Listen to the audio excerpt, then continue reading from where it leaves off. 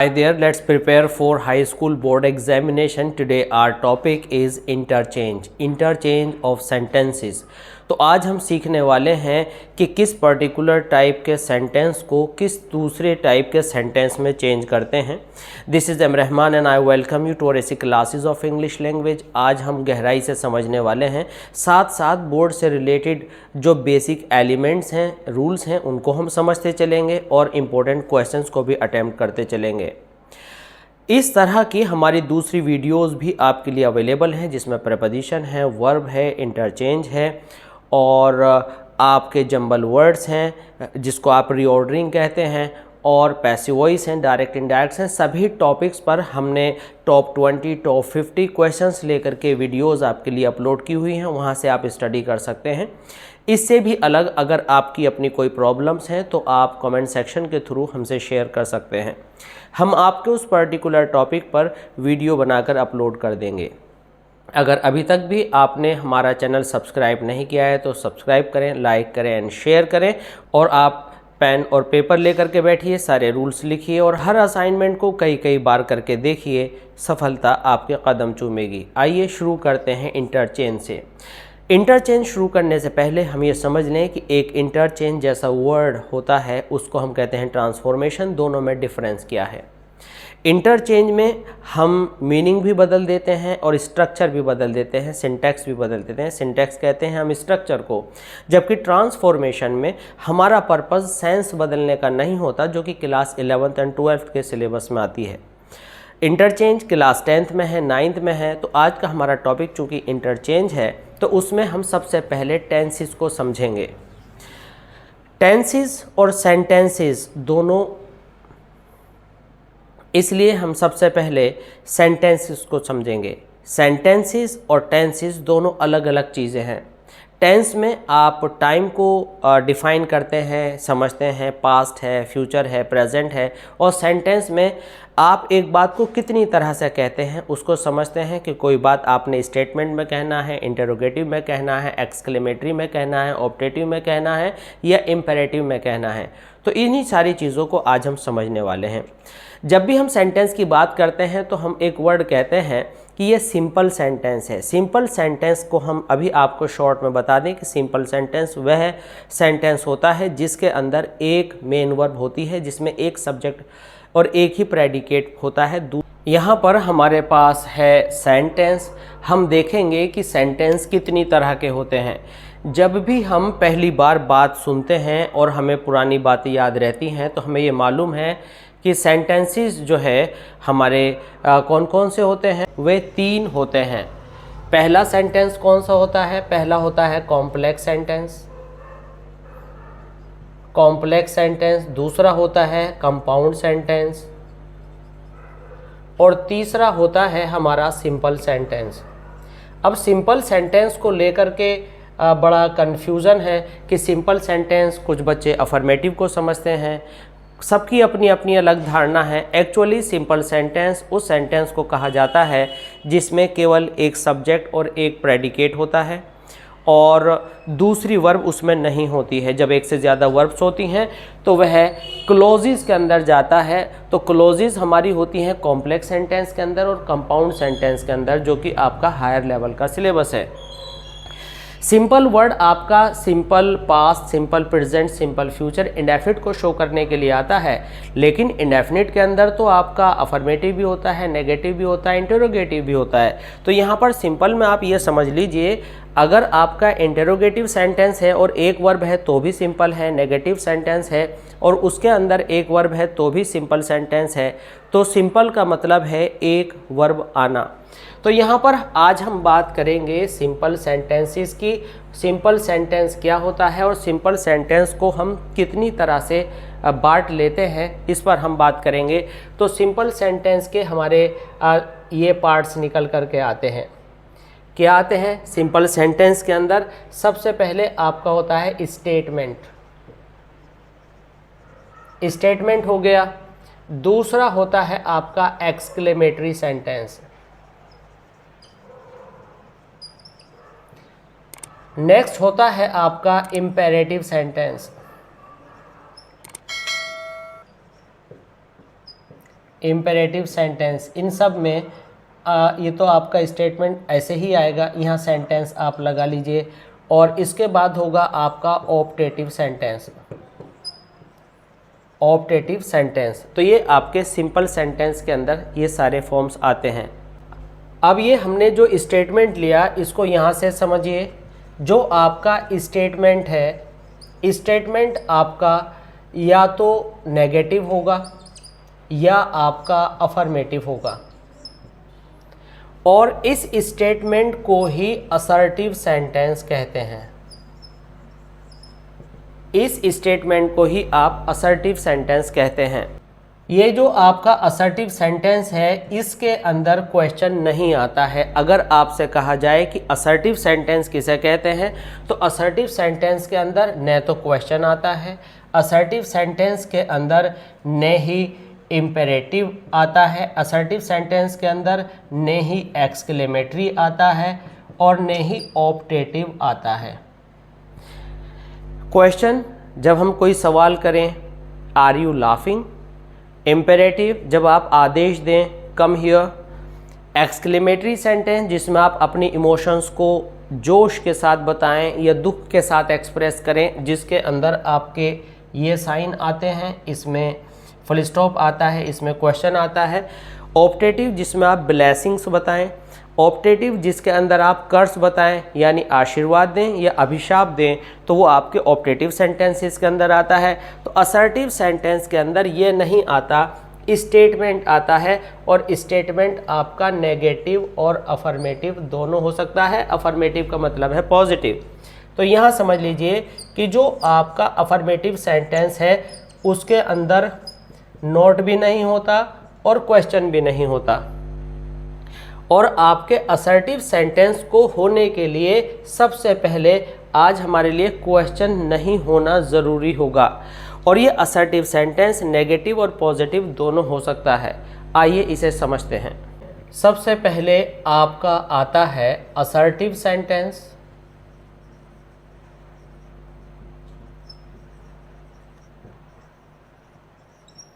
Assertive sentence में आपका question नहीं आता, एक्सक्लेमेटरी पार्ट नहीं आता, और ऑप्टेटिव आप यूज़ नहीं करते और इम्पेरेटिव आप यूज़ नहीं करते।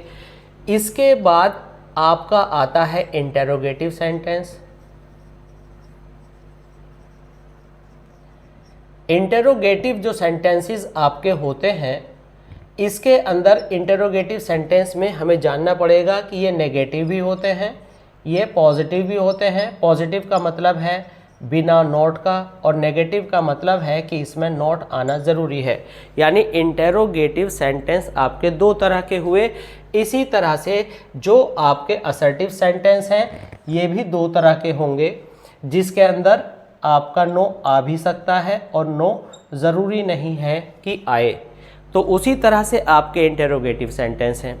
अब अगर हमें यहाँ पर एक सेंटेंस दिया, डू यू कम टू मी,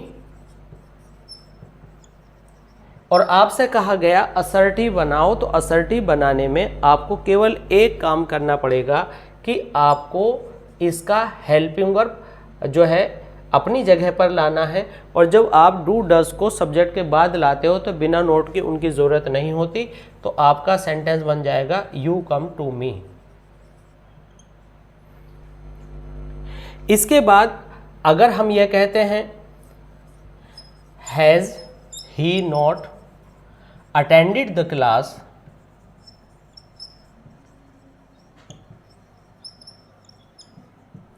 तो जब आप क्या बनाएंगे, असर्टिव सेंटेंस बनाएंगे। ये क्या है, इंटेरोगेटिव। इसी तरह से ये भी आपका इंटेरोगेटिव है और आपने यहाँ पर असर्टिव सेंटेंस बनाया है। जब आप असर्टिव बनाएंगे तो आप क्या करेंगे, सबसे पहले आपने क्या करना है, सब्जेक्ट लेना है ही, और ये हैज़ आप जो है सब्जेक्ट के बाद लगाएंगे। ही हैज़ नॉट अटेंडेड और सारा, और फुल स्टॉप आ जाएगा क्वेश्चन मार्क की जगह। यहाँ पर समझने की बात यह है कि एग्जामिनेशन में आपको नोट दिया है और असर्टिव कहा तो आप नोट लगा रहने दें, और अगर आपके क्वेश्चन में नोट नहीं है तो असर्टिव में आप नोट ना लगाएं। असर्टिव कहने पर आप नोट अपने पास से ना हटाएं, ये बिल्कुल आपको याद रखना है। अगर आप नोट हटाते हैं तो ये एक्स्ट्रा चेंजेस माने जाएंगे जिसमें आपका मार्क कट सकता है। तो आपके पास नोट है तो लगा रहने दें, नहीं है तो नहीं।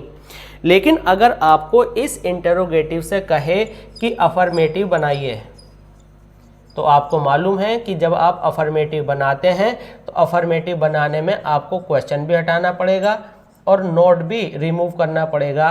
तो आपका सेंटेंस क्या बनेगा? ही हैज़ अटेंडेड, और जितना बचा है लास्ट तक सारा। तो आई होप ये बात आपको समझ में आ गई होगी। यहाँ पर हमारे पास एक क्वेश्चन है, ही सिंग्स।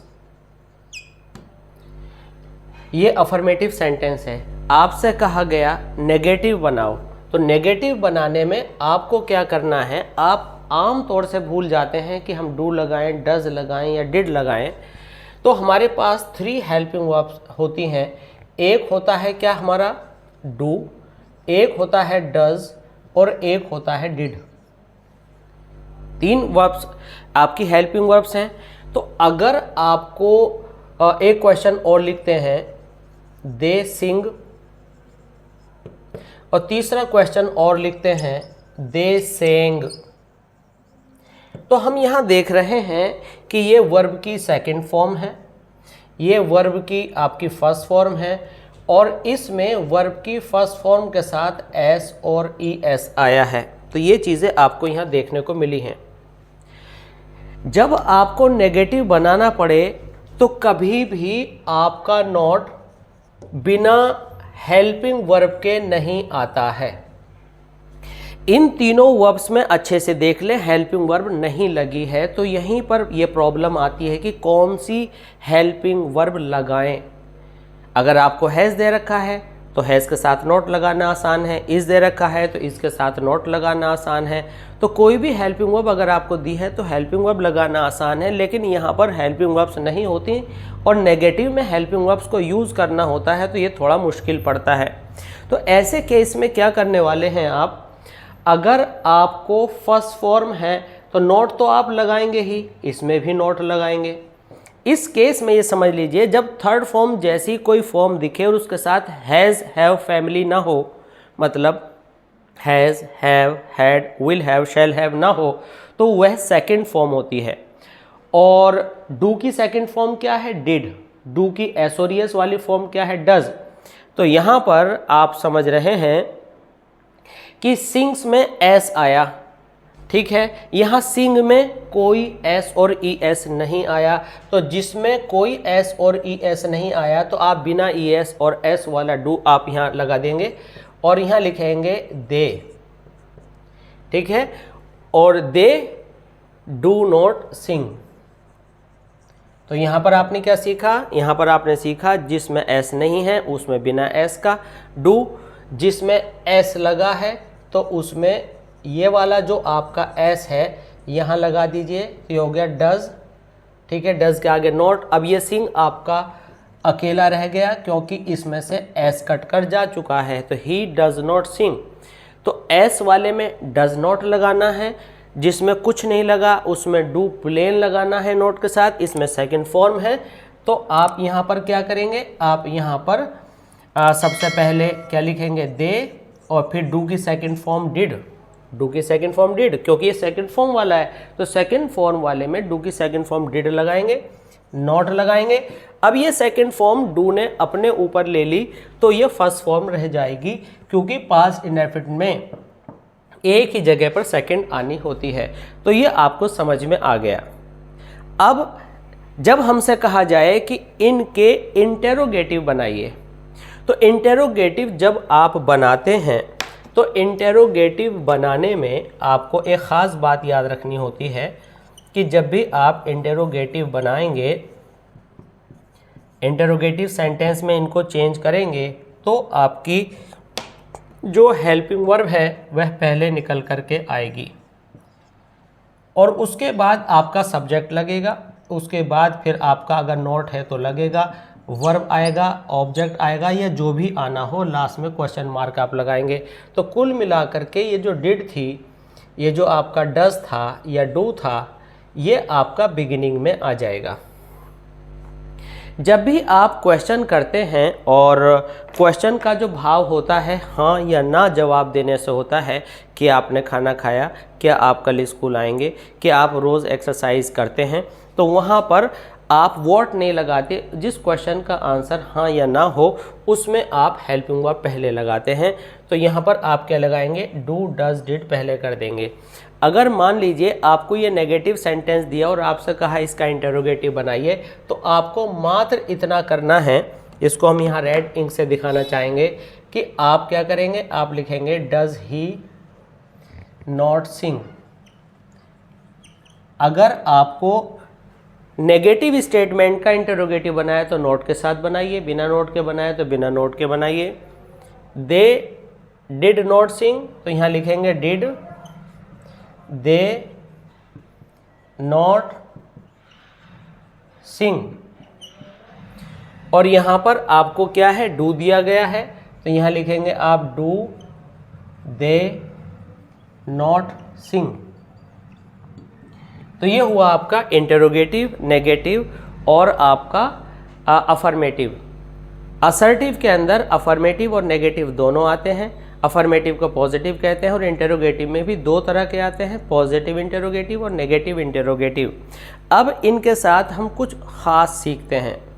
ख़ास रूल के अंदर आप देखेंगे कि मैंने सपोज़ कीजिए ये क्या है, आपके स्पेशल रूल्स हैं, ठीक है, स्पेशल रूल्स। इन रूल्स में आपको क्या देखना है, हमने लिखा आई हैव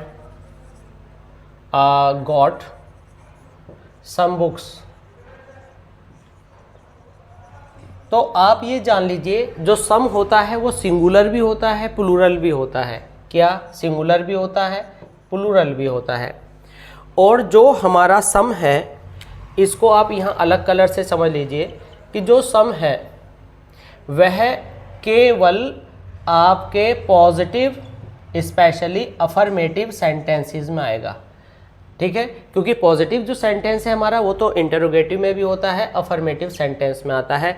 और एनी हमारा इंटरोगेटिव सेंटेंस में आता है, नेगेटिव सेंटेंस में आता है और चॉइस में आता है। कैसे, आइए समझते हैं। I have got some books, तो आई हैव गॉट तो हमारी हेल्पिंग वर्ब हैव हुई, तो इसका जो आप नेगेटिव सेंटेंस बनाएंगे तो आप बनाएंगे I have not got.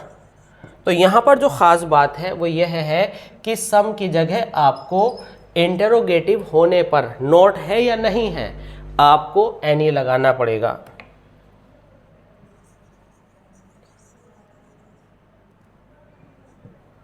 Any singular भी हो सकता है एनी बुक, एनी प्लूरल भी हो सकता है एनी बुक्स। इसी तरह से आपका जो है सम भी है। तो अगर यह नॉट नहीं होता तो भी एनी आता। हम इसका नेगेटिव बनाएंगे, तो नेगेटिव क्या बनाएंगे, हम लिखेंगे आई हैव, नेगेटिव हमने बना लिया, हम इसका अब यहाँ पर बनाएंगे इंटरोगेटिव। तो इंटरोगेटिव में क्या करेंगे आप, हैव पहले ले आए, हैव आई, इसमें नॉट नहीं है तो have I got any book. तो यहाँ पर आपने क्या लिखा, यहाँ पर आपने लिखा एनी। एनी को हम अलग कलर से इसलिए दिखा रहे हैं ताकि आप समझ जाएं कि इंटरोगेटिव यानी इंटरोगेटिव आने पर आपको एनी लगाना है, नेगेटिव आने पर आपको एनी लगाना है और अफर्मेटिव होने पर आपको सम लगाना है। ये आपको बिल्कुल भी भूलना नहीं है।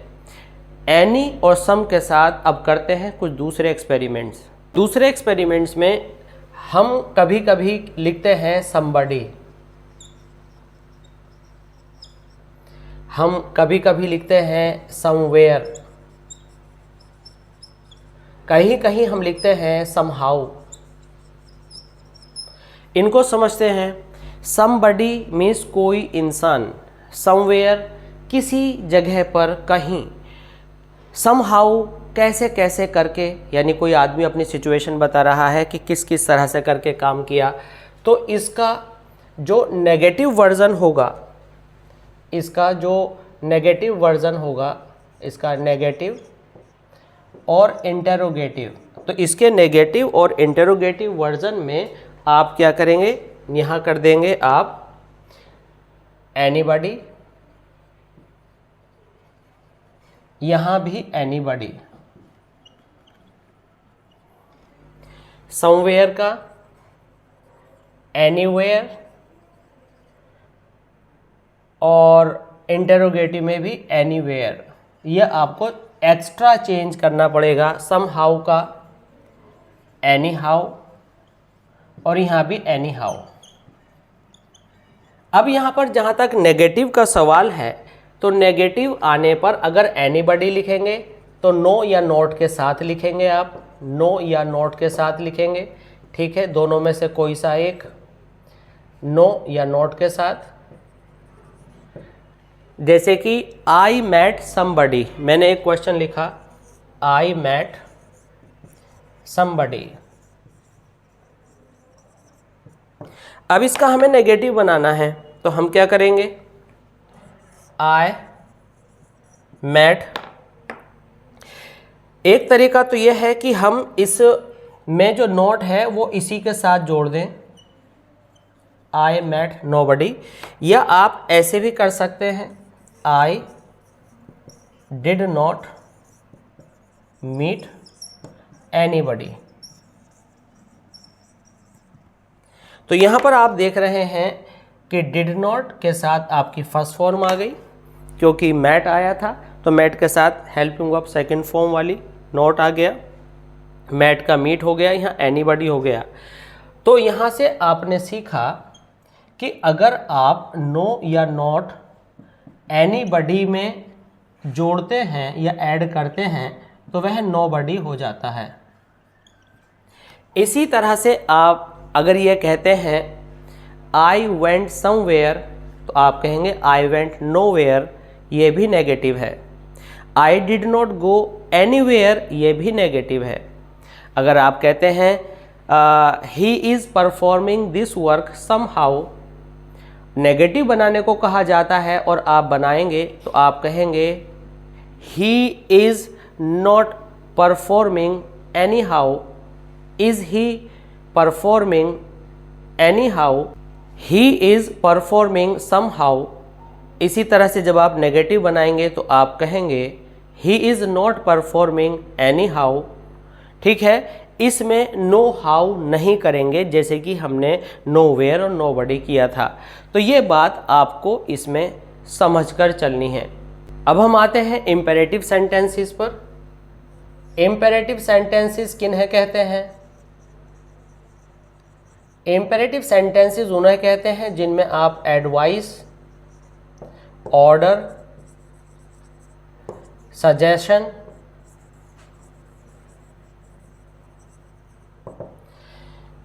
या आप आस्क भी यूज़ करते हैं या रिक्वेस्ट करते हैं। तो इस केस में आपका इम्पेरेटिव आता है। जैसे हम कहें आपको वहाँ नहीं जाना है, आपको यहाँ आना है, आपको ऐसा करना चाहिए, तो करना चाहिए हम वर्ब की फर्स्ट फॉर्म से शो करते हैं और इसमें सब्जेक्ट नहीं आता। इसमें क्या आता है? वर्ब की फर्स्ट फॉर्म से सेंटेंस की शुरुआत होती है। ये जो एडवाइस है ये वर्ब है। जब हम नाउन लिखते हैं तो यहाँ सी लिखते हैं, तो हमने यहाँ वर्ब लिखा है। तो इसी तरह से चूंकि सारी वर्ब है तो इसको भी हम वर्ब कर लेते हैं सजेस्ट करने में। तो यहाँ पर हमें कभी कभी बोर्ड में एग्जामिनेशन में एक सेंटेंस आता है, सपोज कीजिए टेक एक्सरसाइज। तो आपको जब सब्जेक्ट ना दिया हुआ हो तो आपको यहाँ पर डू नॉट ऐड कर देना होता है। डू नॉट टेक एक्सरसाइज, इतना काम आपको करना है। अगर आपको यहाँ पर सेंटेंस दिया है प्लीज कम टू मी, तो यहाँ पर नेगेटिव बनाने में वर्ब से पहले फिर डू नॉट लगा देना है। प्लीज़ आपका लगा रहेगा, प्लीज़ डू नॉट, यहाँ पर हमने डू नॉट लगा दिया और आप आगे लिखेंगे कम टू मी, फिर ऐसे का ऐसा ही आपने सीधा आगे वर्ब के आगे का सेम रहता है, please do not come to me. अगर यही सेंटेंस आपको लेट में दे दिया जाए, जैसे कि आप कहें लेट मी डू इट, तो जब आप इसका नेगेटिव बनाएंगे तो नेगेटिव आप इस तरह से बनाएंगे, पहले लेट ही रहेगा आपका, मी रहेगा और यहाँ पर आप डू से पहले नॉट ऐड कर देंगे, लेट मी नॉट, ये हमने नॉट यहाँ रेड कलर से दिखाया, डू इट। यही सेंटेंस ऐसे भी लिखा जा सकता है, डू नॉट, इसके बाद आप लिखेंगे लेट मी डू इट। तो ये भी आपका नेगेटिव सही है या ये भी आपका नेगेटिव है, यहाँ पर इसमें कहीं किसी तरह की कोई प्रॉब्लम नहीं है। तो आई होप कि ये सारी जो बातें हैं, रूल्स हैं, आपको बहुत अच्छे से समझ में आए होंगे।